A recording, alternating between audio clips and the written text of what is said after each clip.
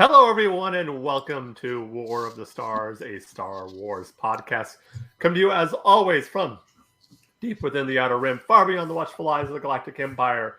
My name is John Mark Tolley, and joining me once again, as always, are my two co-hosts, Will and Garrett. Guys, it's good to see you. It's been a while. Yes, it has. I know. How we all doing tonight? Trying to stay warm?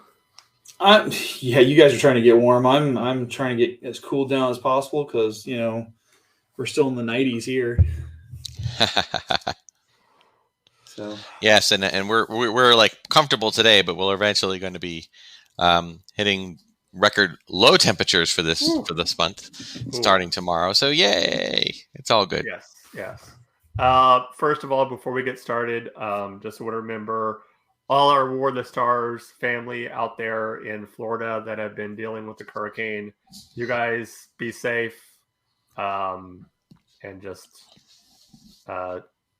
we just remembering everybody out there in that part of the country right now. So yeah. Yep, it was a very scary thing. I was just telling you guys, my daughter's down there. She was in the center of the state, near Disney, and it was not. A little bit pockets of flooding, pockets of debris, but nothing like what they were seeing in Fort Lee or the coastal areas. So yeah.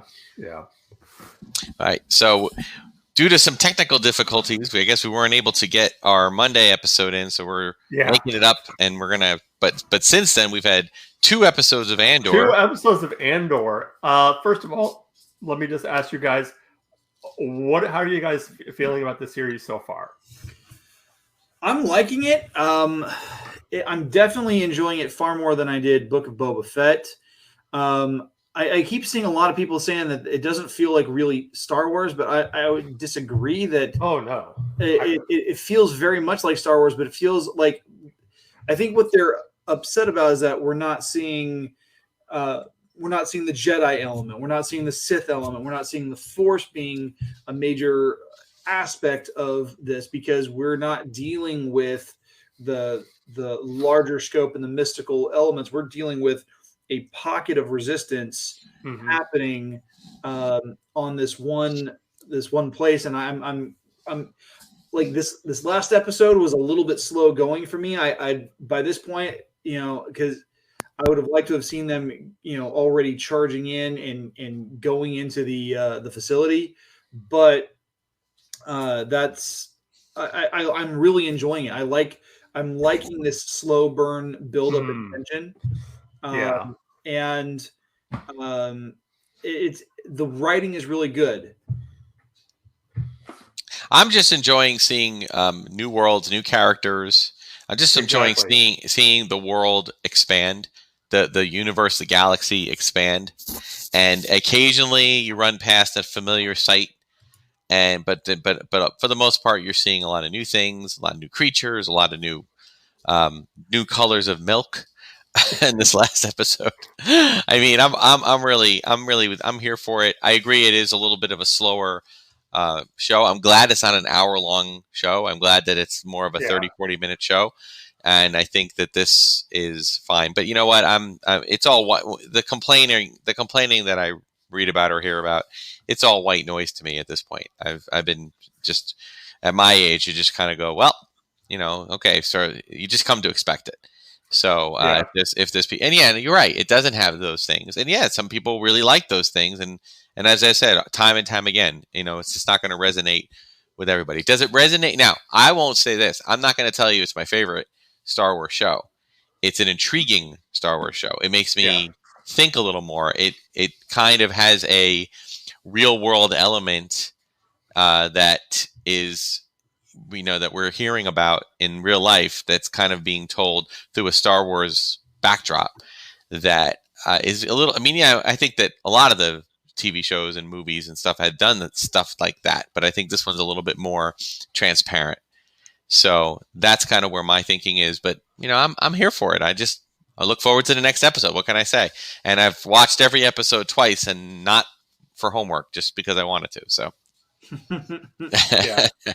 Now, I see the biggest complaint I've seen is, like you said, you mentioned it doesn't have the Jedi element. I've also heard that what I'm kind of seeing is like it's not as fast paced as people would like it to be.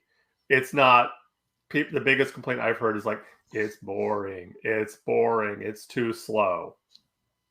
I mean, well, I mean, look. There is, I'm not comparing this to anything else. I'm just using this as an example.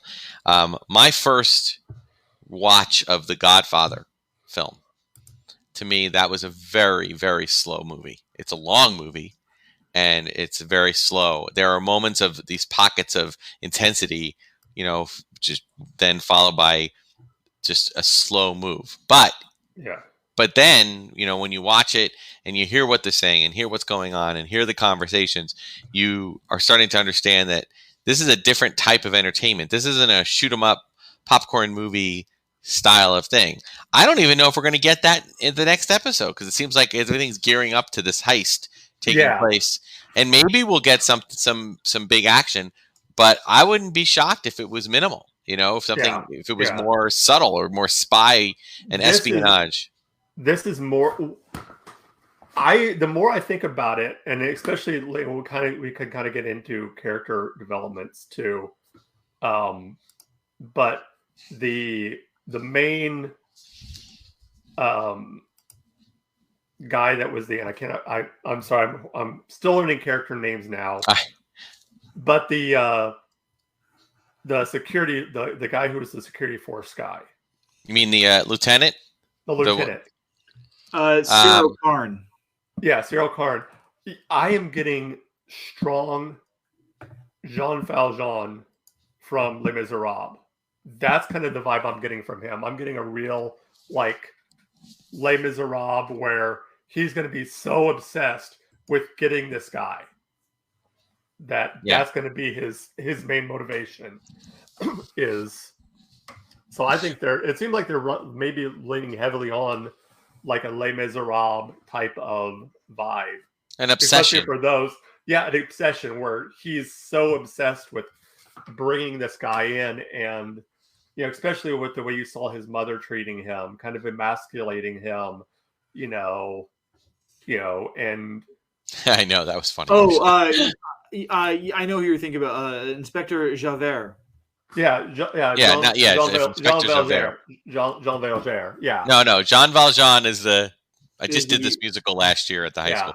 Jean Valjean is the main character that is the protagonist. So that would be Andor. Inspector Javert. Yeah. Jean Valjean is like Andor, and Inspector Javert is Cyril Karn. So. Cyril Karn. The funny thing I got though from that whole that interaction and getting to see the architecture of Karn's mother's apartment was very interesting. But the whole tone of the conversation, I'm like is this like the inner city Jewish family of the galaxy? I kind of got that too. It sounds like inner city Jewish with a little bit of Italian mafios, like he's I can call your uncle, call him a few favors, everything will be good. I mean, it could be, you could call it Jewish, you could call it Irish, you could call it Italian. There's a lot of motherly guilt is universal. Yeah, it's universal, guys. It's universal. Yeah, so it is. We all know. I love seeing the ISB, the Internal Security Bureau, and did you guys have a feeling? And we're kind of bopping back and forth between the two episodes, but that's okay. Did you guys have this feeling? I was literally feeling bad for her. I was feeling like, and the guy that was with her when they were in the room, this is in the second episode, when they're in the office, and he's like, "I'm not leaving. I'll leave when you leave." I'm like, that's like my first, I think, in the history of any Star Wars. I mean, correct me if I'm wrong, but in the history of any Star Wars that we have seen on screen, that is among the first time I've ever seen something even resembling compassion between two, and not between two imperial people, right? Am I right? I mean, as far as on screen, probably, yeah. The only one that you could sort of come close to is not that it's really, and it's not even this, but I was going to say General or Admiral Yularen when he was on Clone Wars. There was a connection there between him but that was still the Republic, so it wasn't the same. But I was like, wow, I'm actually feeling for these two. I was like, yeah, oh, yeah. I like that they're even though these guys are protagonists and they're supposed to be the bad guys, antagonists. You still feel they've done a good job of especially with the inspector, the lieutenant. I mean, I don't want to call him inspector. I still got the the whole Les Miserables thing going on. Right. Okay, move on. But they have done a good job of kind of making you feel sorry for him. You kind of have sympathy for him because of all the things that have been going on and dealing with this overbearing mother and yeah, no, I get that. Well, but I mean, this is kind of what this show is doing. It's like presenting so many new facets, so many new ways to look at all of this. Mm-hmm. And let's talk about the first episode, or not the first, but the what I mean, the first of the two that we were going to talk about. Right. You're talking about the episode where now all of a sudden Luthen drops Cassian off. Or, I'm sorry, is it Clem? He goes by Clem now. Clem. And there's this whole new team. It's like the Rogue One. It's like Rogue One half. I mean, here they are, this whole new team of new characters, 7 new characters, like a team of 7 that we've just met for the first time. Even Luthen's not part of it. He's the only one we kind of knew, and he left. So we got to get to know this girl who's kind of the leader of this little ragtag crew, and there's all these different types of characters, and they're posing as shepherds. They're going to do this heist, and they don't. And as it develops into the next episode, they don't trust each other. There's they don't know what they're doing. I mean, how funny when they were asking him. I keep bopping back and forth, but when they were asking Cassian about the weight of the thing, he's like, you don't know how to fly this thing. What would you have done if I wasn't here? Yeah, it feels like there's like a whole lot of like a lack of planning on their part. Like they've got certain things, but it's like the nitty-gritty details that could make or break their entire operation. It feels very weird. But one of the things I've noticed about this, especially with like the design of like the clothing that they're wearing, the farming, the terrain and everything, it feels very much like the look of it feels very much like Pakistani Kashmir, with that mountainous terrain and just that rugged cold climate. And I'm like, holy cow, this is feeling like vibes of some of the things that we've seen in the last 40 years, happening in the Middle East with like various regimes in the Middle East being overthrown, and then new organizations coming in and taking over. Because that, not to get myself onto some kind of watch list, but like that's how like Osama bin Laden got started, is that he was given the funding to go against Saddam Hussein. He helped to some extent with from a guerrilla tactic standpoint, and then he became a problem later on.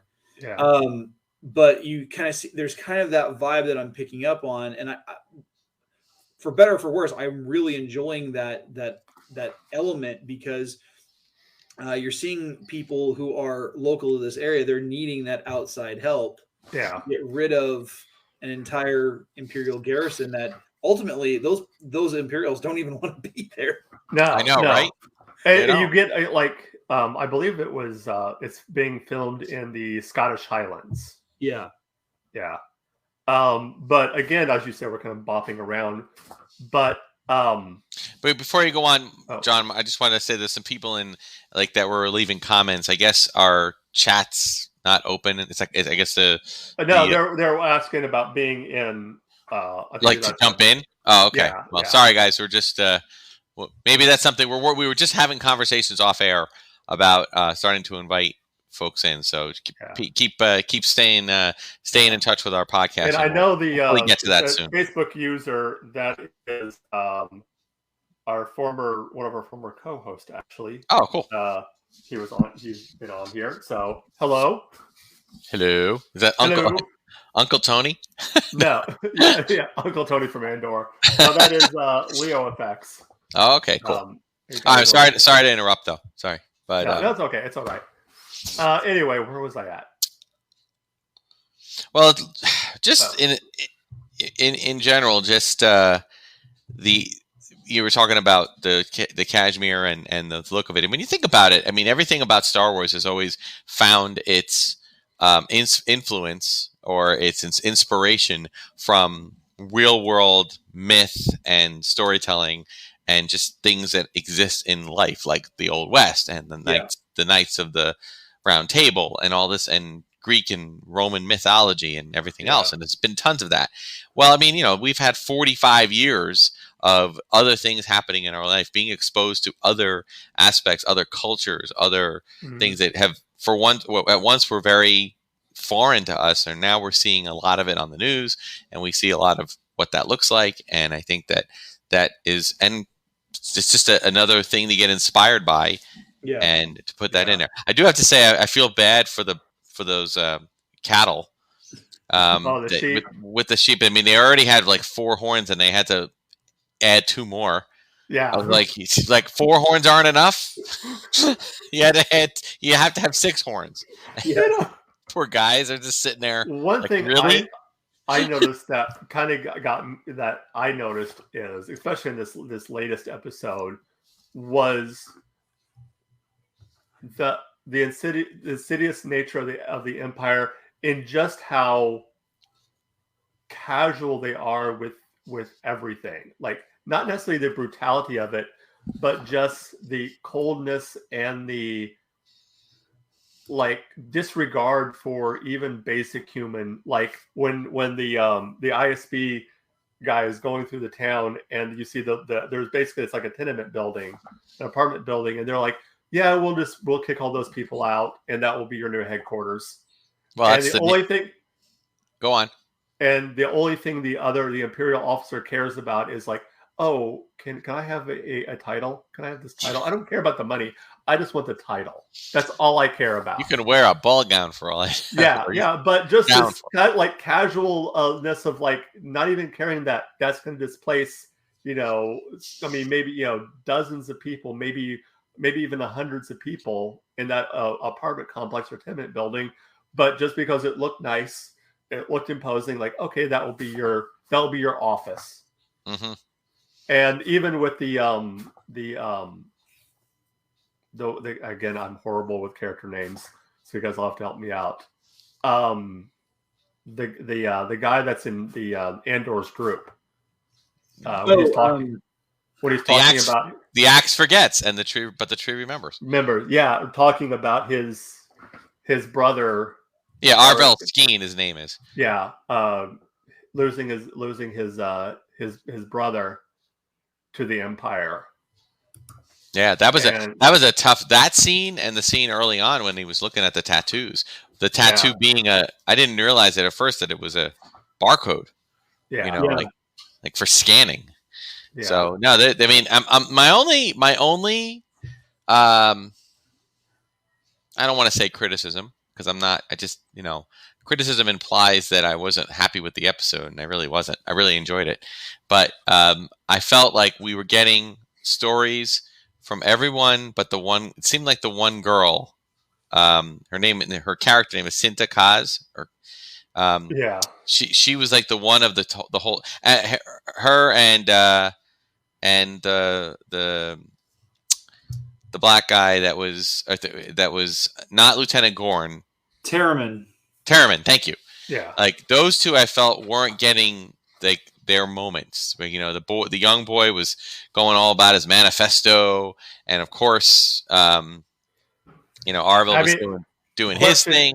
Question: What do you think the over under that kid is not going to make it out? He's the one that's talking the most. That's the most. I think he's going to be the sacrificial lamb that will get Andor to be like, yeah. I don't think he'll make it out. No, I don't think he will either. I was on board with him not making it out. Like, that was my thought last week. Now I'm thinking none of them are going to make it out.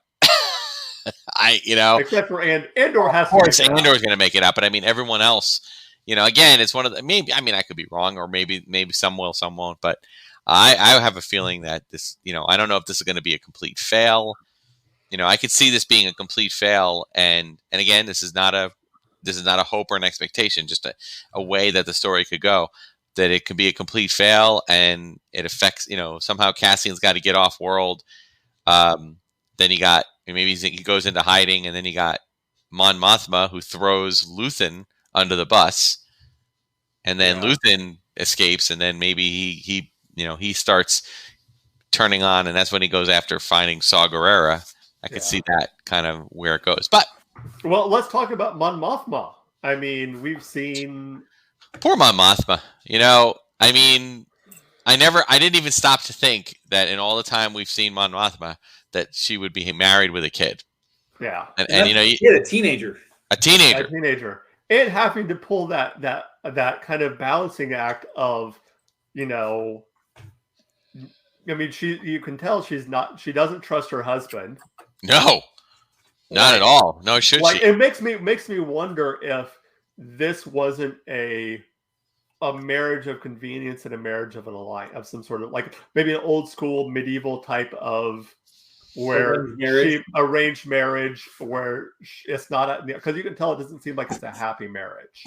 Well, no, I mean, I agree with that, but I would not be. I mean, you could be very true. It could be right, but I also think that the reason for the unhappy marriage simply could be is that you got to remember, when everybody's young and they get married, life is full of promise, and you got to remember that the New Republic became the Empire.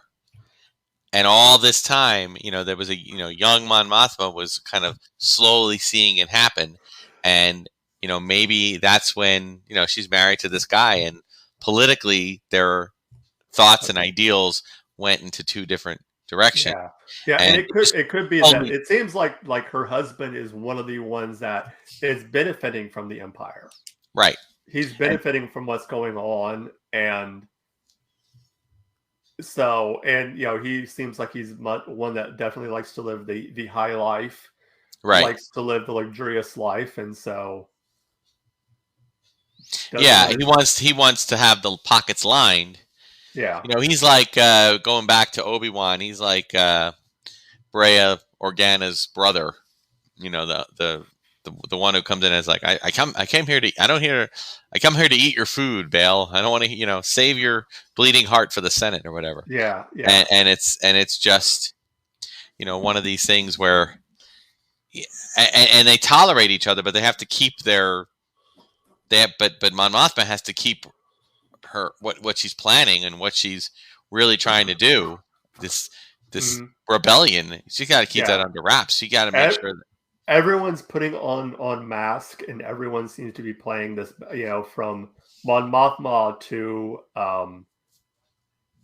everyone just kind of playing this mask, putting on this mask.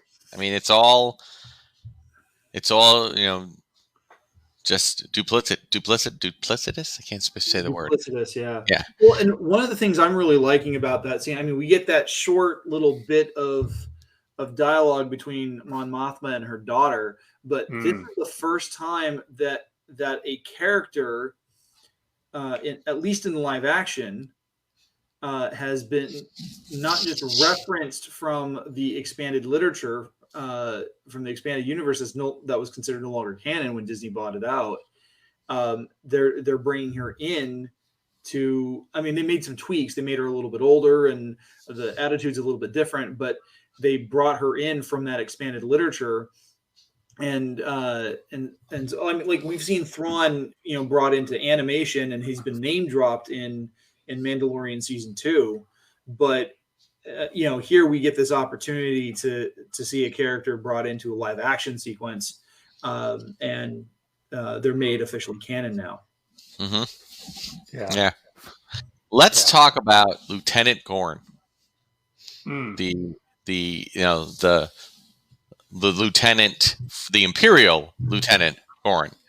So who's basically a traitor. Now, I have a question.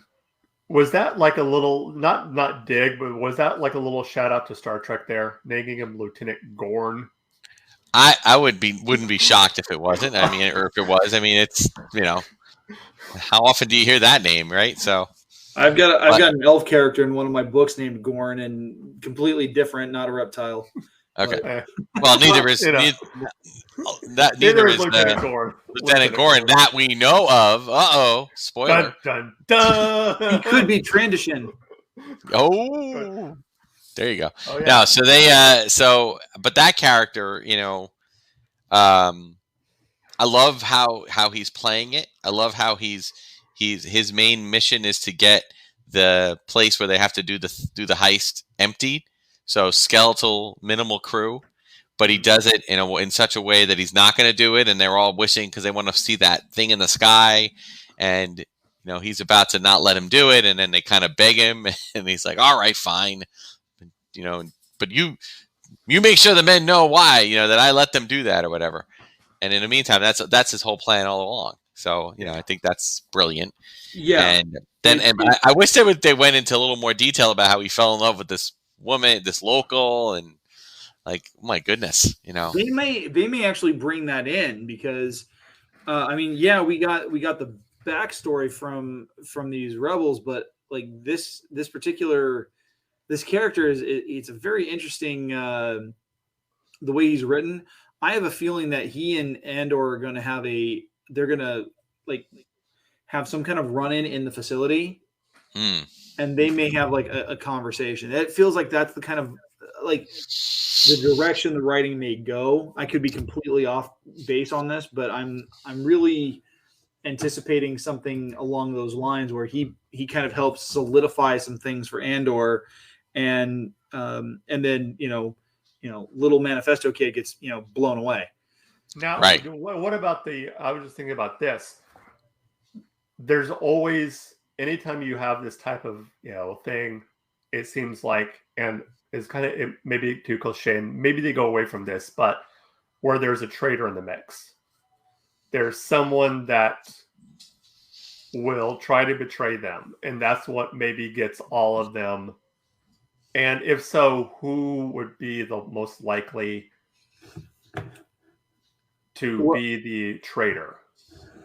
Well, Skeen is set up to be like the like kind of the ringer for that, like from a writing perspective. Yeah. Because like he's got this major obsession with trying to destroy the Empire because of what it did to his family. Yeah. And that could all be a cover.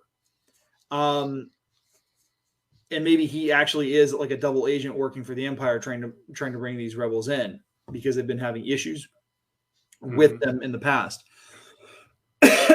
My other thought would be Terriman would be that individual. And the reason being is because like he's going through all, like he knows drills. He's paid attention to like their movements, and maybe that could just be from a lot of days and weeks and months of spying on the Imperials and how they do business as usual.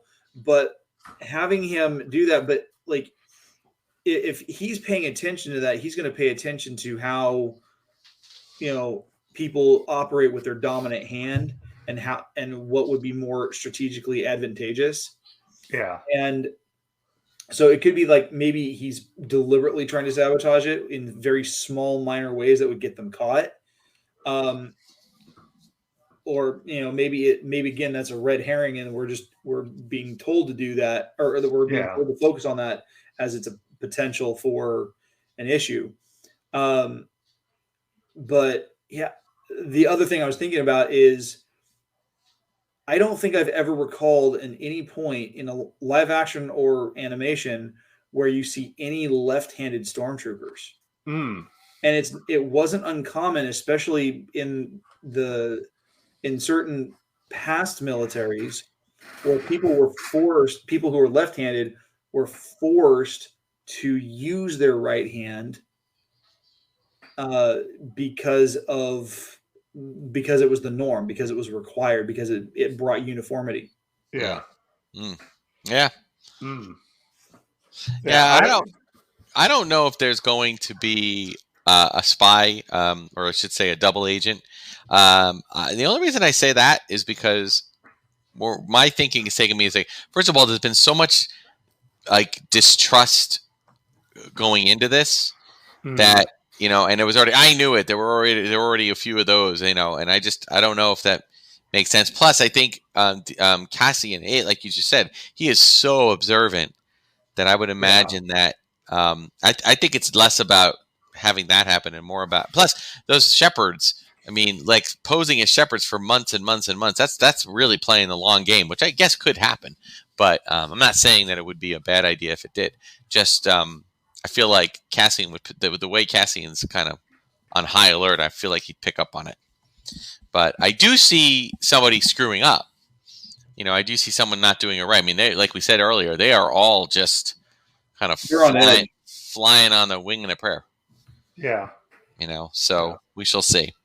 I think it's interesting that when Luthen brought Andor in to join this, and the leader was, so hesitant, like, saying like, this year's bringing on this new, we can't afford to bring this new guy in. We're not prepared for it.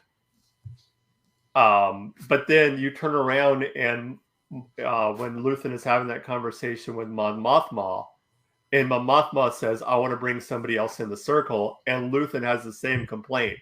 Like, we can't bring this new guy in. We can't bring this new guy in. I thought that was interesting, kind of a dichotomy, how they're, he's complaining about and worried about the same thing that he just did to this rebel cell of bringing somebody new in.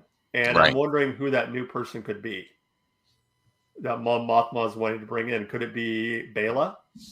Is she wanting to bring Bela in? Bail Organa, you mean? Bail. Is she wanting to bring Bail in fully? Could it be someone that we haven't met yet? I think it could go either way. I think it could go. You could bring in Bail Organa. You could bring in. Can we bring in? You could bring in Leia. I mean, Leia was by the time. Yeah. This is not little 10-year-old Leia. Yeah, this is 5 years. Yeah, this is 5 years later than that, or 5 even years more. Later, So this is a 15-year-old. Yeah. Could we be bringing in somebody from? That we haven't seen yet. Maybe bringing in someone from the expanded universe. My thought at this point is maybe she, because of Mon Mothma's experiences during the Clone Wars, maybe perhaps we're seeing. Maybe she's wanting to bring in Saw Gerrera. We know Sar's coming.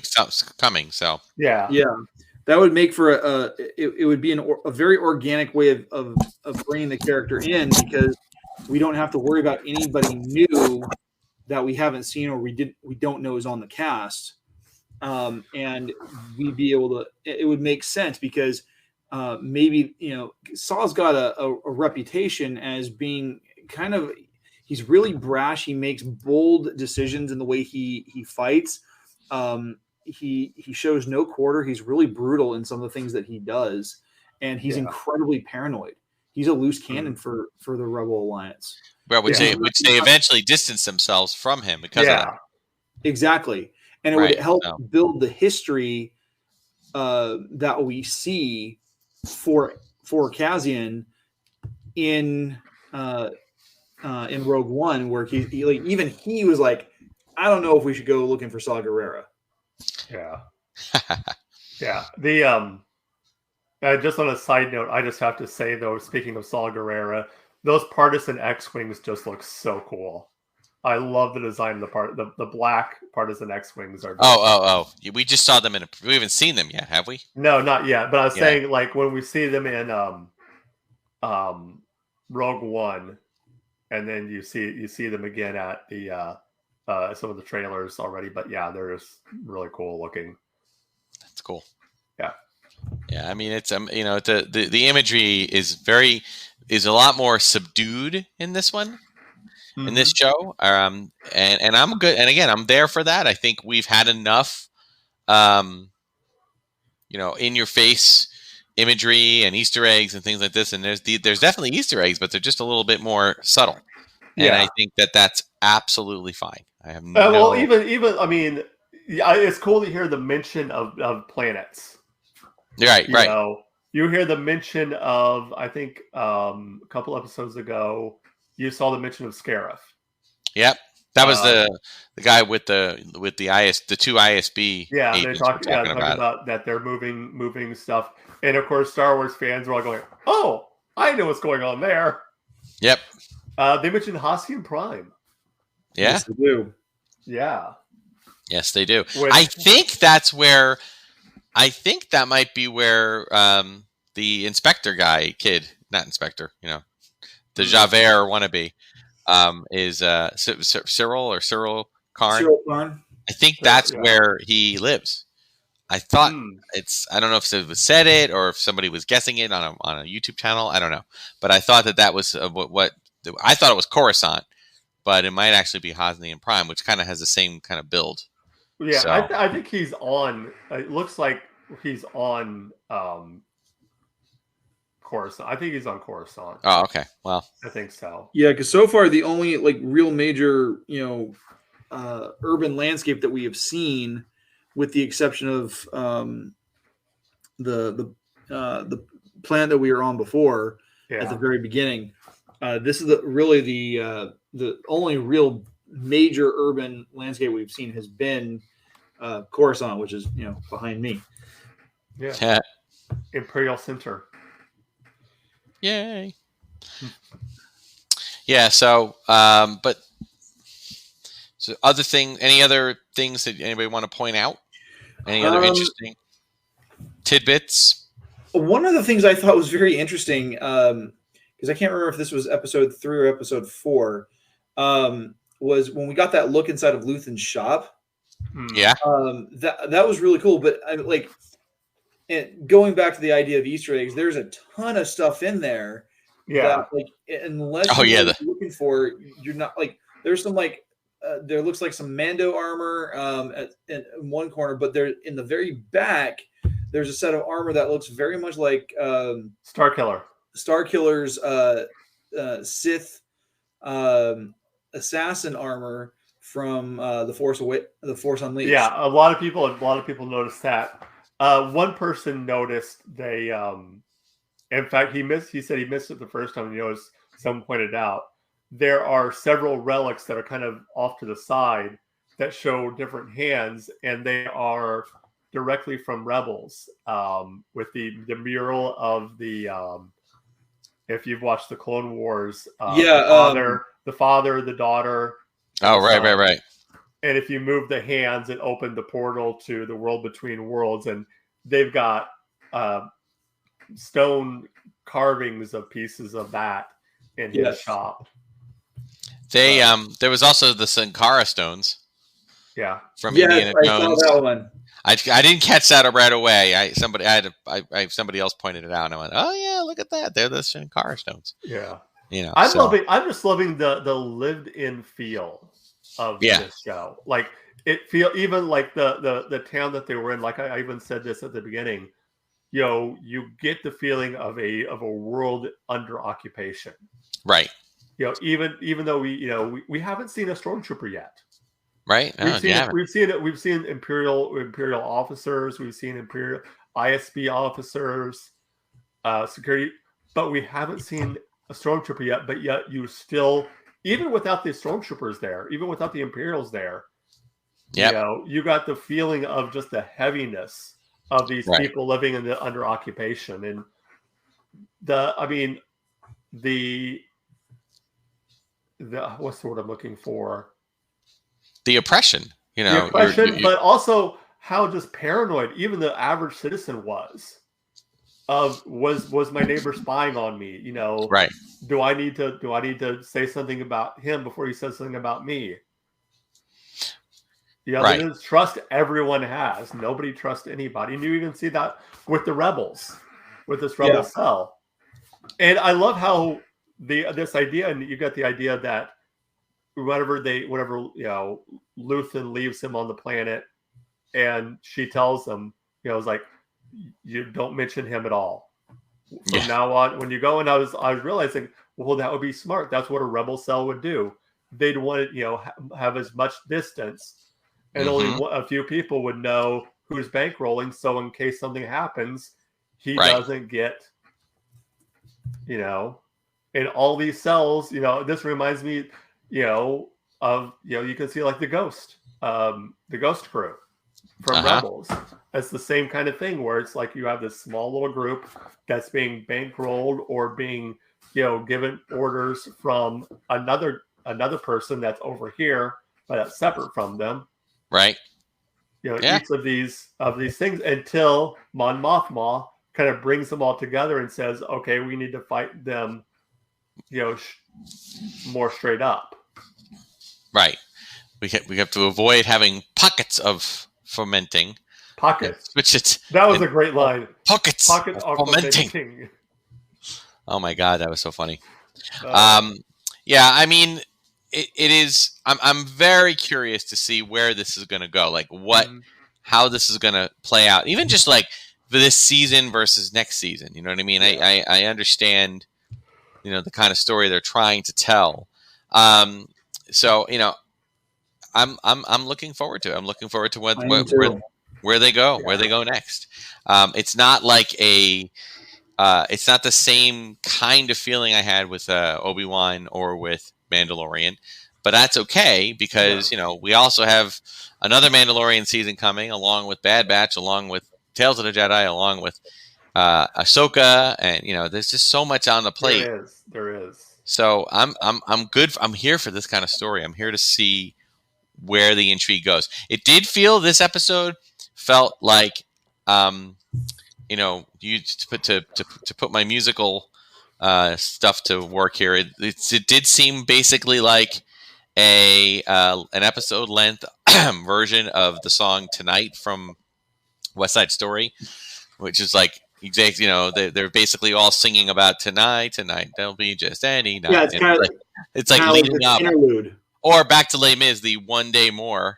Here's what's they're all gearing up for what's going to happen tomorrow, and you got everybody like getting ready for it. You got Luthen kind of nervously double checking everything to make sure that everything's going to go to plan. He's nervous about it. You got all these people that they're getting the day before jitters and all this other stuff. So it's so interesting. And then we'll see on, I guess, Wednesday what it will be. So how many more episodes are supposed to be left in the season? 12 episodes total. And what was this? 5? This was 5, right? This is 5. So we still have 7 episodes left. We still have 7 episodes. It feels to me like we're gonna get another kind of we'll get a big kind of thing happening tomorrow next episode, followed by a lead up to another thing, maybe a third one, meaning like kind of things that kind of gear up and build towards something. And then there's a little lull, and we kind of set up some more exposition, and then build up to another one. I could see either one of those happening, but I'm pretty sure that tomorrow, or not tomorrow, I keep saying tomorrow, Wednesday, it's going to be there's going to be a little bit more high speed for those who have been complaining about that. I would say tune in. I'm guessing that there'll be a little bit more action happening. Yeah. So yeah. So good. Okay. All right. So overall, I mean, what would your grade be for Andor so far? As we're kind of getting to almost the midway mark of the season. I'd say I'm kind of somewhere on a borderline between B+ and A-. Just giving the letter grade. Same. Just because I mean, like pace started off really good, and then like the last, like halfway through episode 4, going into episode 5, it slowed down, and like I'm trying to like that kind of that change in velocity just kind of threw me off guard. Yeah, I'd say the same thing. A B+ would be a good. Yeah, I would go with there. B+, A-. somewhere around there. I like to. I mean, to me, to give a grade as a teacher, I would never give a grade for a half done project. True. I'd want to see where this goes first, at least the first season. Yes. Before I even really felt comfortable giving a grade. But so far, if to further the analogy, the work that they're doing, you have to show your work, and the work that they're showing, I think, is really good. So yeah. Right now we put a poll up on our Twitter page, at War of the Stars 1, asking people what they thought of Andor so far, and I put the it's boring, best Star Wars show yet. It's good, it's really good, or it's all right. And right now, 16% say it's boring. 38.9% say it's a tie for 38.9% for number one between it's the best show yet and it's good, and 5% say it's all right. So okay. I think most people are liking it. It seems like so. Yeah. All right. Well, why don't you tell the people out there in the Star Wars land and internet world where they can find you at? Okay, you can always find me on YouTube with Darth Tuba's Star Wars Unboxing Show. It's a collecting Star Wars love letter channel, and I usually drop episodes on Sundays and Wednesdays, but I'm starting to experiment with some of these shorter episodes or just those YouTube shorts. So you can check me out there on Instagram and Twitter at Darth Tuba, and you can email me darthtuba77@gmail.com. And Garrett, where can people find you at? You guys can find me on Instagram and Twitter at GKJ_publishing. The 5th season of my series, The Right Way, is on YouTube. Search for GKJ Publishing. I've got a great new top 10 list dropping tomorrow at 9 a.m. Pacific Standard Time. Canadian author Brad Dunn is going to be he's coming on as a guest host to provide his top 10 personal book recommendations. And then, that's pretty much it at this point. All right. And as for us right here, you can get a hold of us, as always, by emailing us at warofthestars1@gmail.com. There's also our Twitter handle, as I mentioned, at warofthestars1. Check us out. We do polls there quite a bit. Other fun stuff. Also, check out our Facebook page. We are live every week on Facebook. Go to Facebook Live. Just search for War of the Stars, a Star Wars podcast, and join the Facebook group. As always, remember we are part of the Red 5 Network. Go to red5network.com for more information.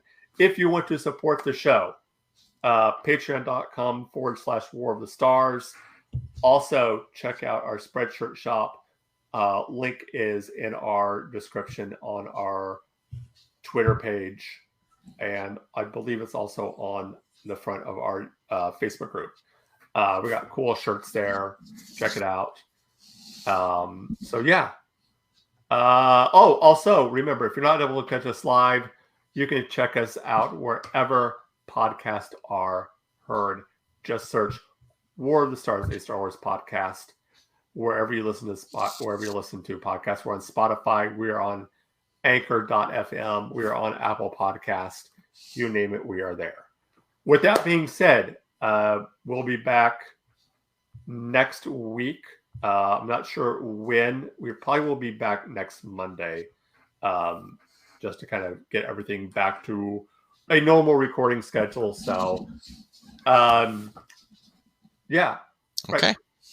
Well, with that being said, remember, this is not just my Star Wars. This is not just your Star Wars.